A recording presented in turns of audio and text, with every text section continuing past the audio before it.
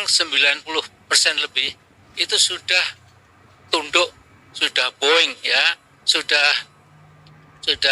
ndlosor lah menghadapi Jokowi yang hanya tukang kayu, yang sesungguhnya nggak punya ijazah SD, bahkan SMA pun juga diragukan. Tapi karena kita menjadi bangsa agak konyol, maaf ya. Jadi saya sering mengatakan paman asuh Jokowi ini namanya Xi Jinping. Ya. Jadi saya pernah mata kepala ya, melihat Pulau G itu sepenuhnya itu semua maaf Chinese ya. Jadi gedung-gedung yang besar-besar itu semua penghuninya itu Chinese tapi punya KTP Jakarta. Ini siapa yang kasih KTP besok harus ya.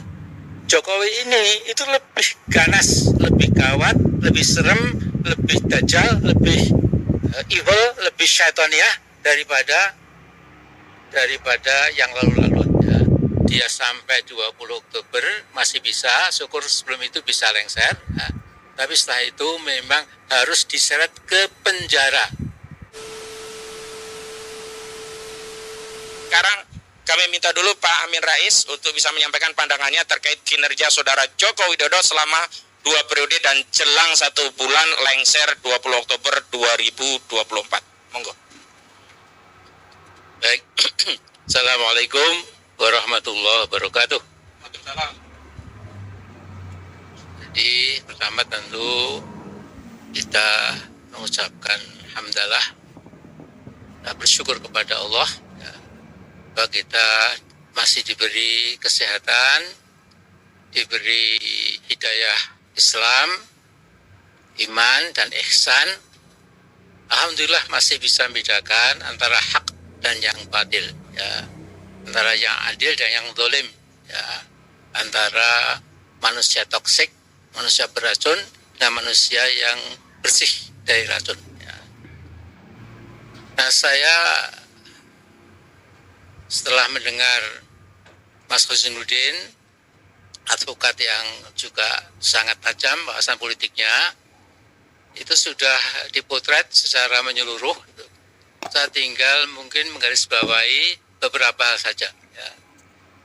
Jadi pertama, 10 tahun Jokowi alias Mulyono itu ya, memang bukannya membangun bangsa, memperkuat kedaulatan nasional, mengangkat derajat rakyat, jelata apalagi ya.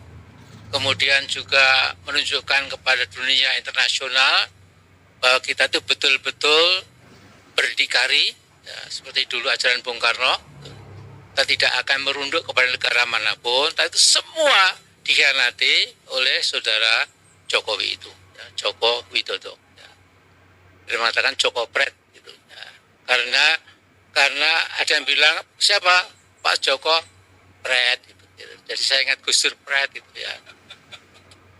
Nah, saya melihat yang pertama memang dia ini sejak semula sesungguhnya memang tidak ingin memperbaiki nasib bangsa kita ini, karena sudah dikatakan Mas Nuzul tadi itu yang dilayani adalah kaum korporatokrat, kaum konglomerat, ya, kaum pemilik modal, ya, yang kemudian memang terasa sekali istilah saya mereka memegang tengkuk kekuasaan, ya, diarahkan kemanapun harus mau, ya, karena mereka ini telah mengeluarkan mungkin puluhan triliun untuk kemenangan Jokowi dalam setiap pilpres itu. Ya. Dan yang kedua, memang rusaknya hukum kita itu yang merusak itu si lurah Jokowi ini. Ya. Jadi setiap kali ada keputusan hukum, ya, tidak menjadi tegak hukum itu, intervensi dari si Jokowi ini. Ya. Jadi kita tahu hampir setiap kasus, ya, biasanya yang dimenangkan itu yang ada hubungannya dengan rezim Jokowi, sementara yang lain jadi korban, ya, bahkan kemudian menjadi nomor gelap dan lain-lain, nggak sedusut lagi. Nah, ini sesuatu yang betul-betul mengusik dan membuat hati kita ya sebagai bangsa Indonesia itu menjadi marah. Ya. Dan yang ketiga, dalam politik dia tadi katakan memang memecah belah, divide and rule. Ya. Jadi dipecah supaya tidak kuat. Ini juga saya kira jahat sekali. Ya. Bahkan Pak Harto pun itu to a great extent tidak seperti itu. Ya. Memang beliau ingin menjadi presiden, ya, tetapi seperti monark juga, ya, sistem monarki juga. Ya. Tetapi dibandingkan dengan si Jokowi ini kalah, ya. Jadi 6 presiden sebelumnya itu kalau dalam hal melakukan kejahatan nasional itu kalah semuanya. Jadi perlu dikasih bintang, tapi bintangnya bintang hitam, ya, hitam yang pekat itu karena membawa kita pada kegelapan. Ya. Kemudian dia juga luar biasa menghancurkan demokrasi sehancur-hancurnya.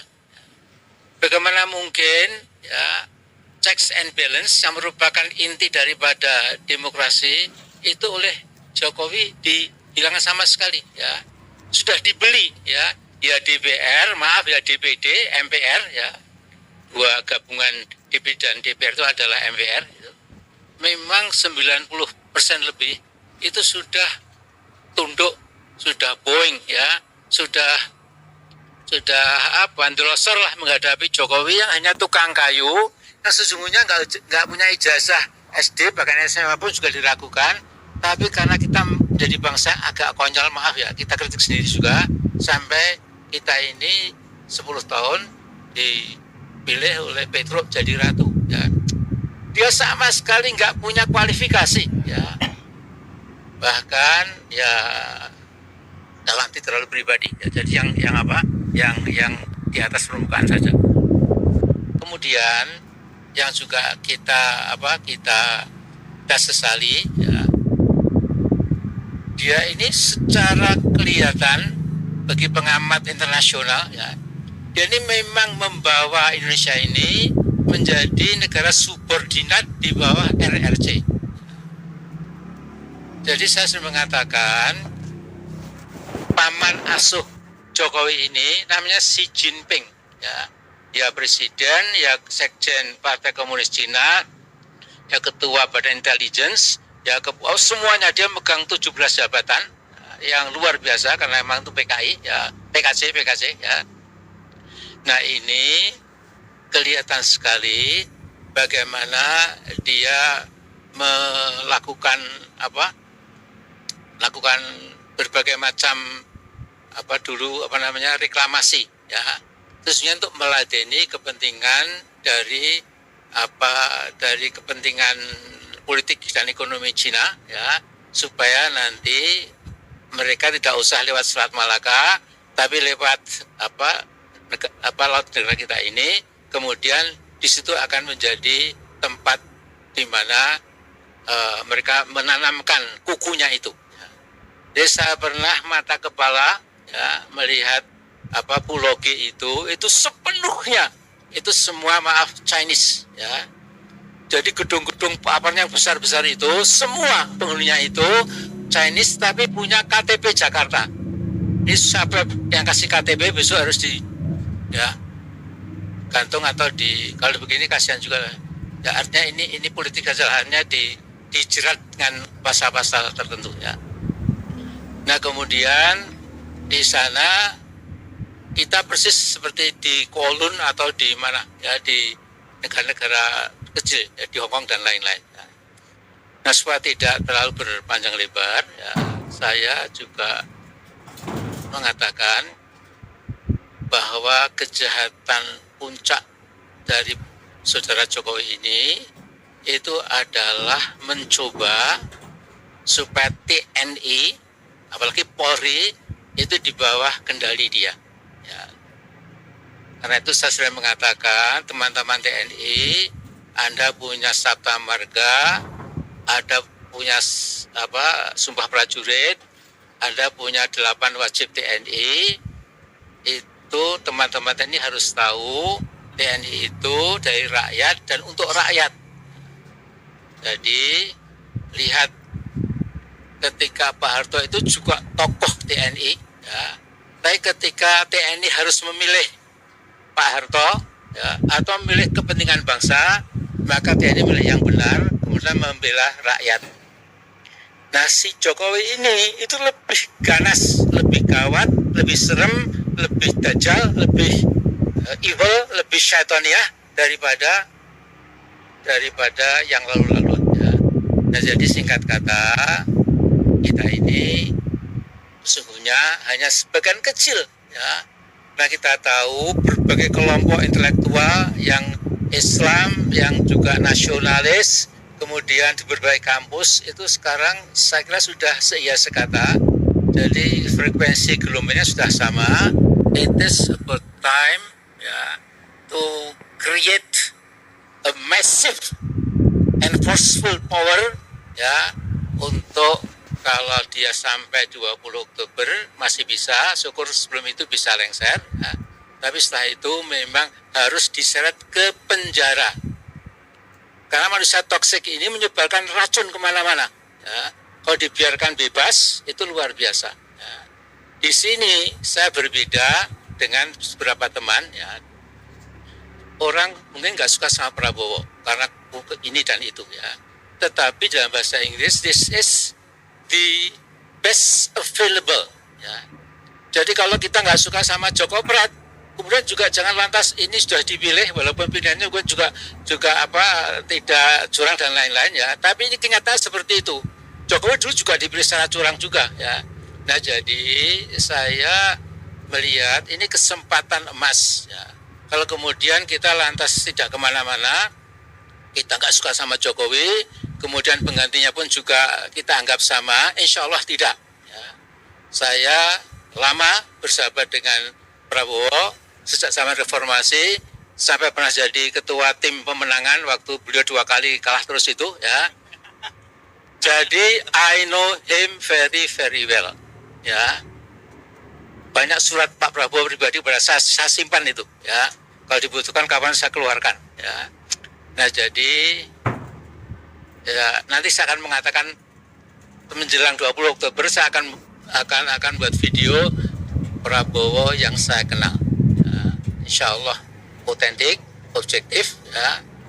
Memang saya ditanya waktu di Singapura, saya ditanya, Mr. Rais, what is the weakness of Ibu Megawati? Kemudian saya bilang, yang saya tahu adalah kekuatannya, saya nggak tahu kelemahannya. Dan saya ditanya berikutnya lagi, sama, gimana kelemahan Prabowo? Saya bilang yang saya tahu kekuatannya, bukan kelemahannya. Tentu ini diplomatis. Tapi sekali lagi, ini adalah the best available yang ada. Ya. Dan negeri ini harus jalan terus. Prabowo ini akan mewarisi seabrek-abrek ya, yang ditinggalkan oleh Joko Prat ini. Ya. Nah karena itu, sekian dulu. Nanti saya akan bacakan secara lebih rinci lagi. Mohon maaf. Assalamualaikum warahmatullahi wabarakatuh.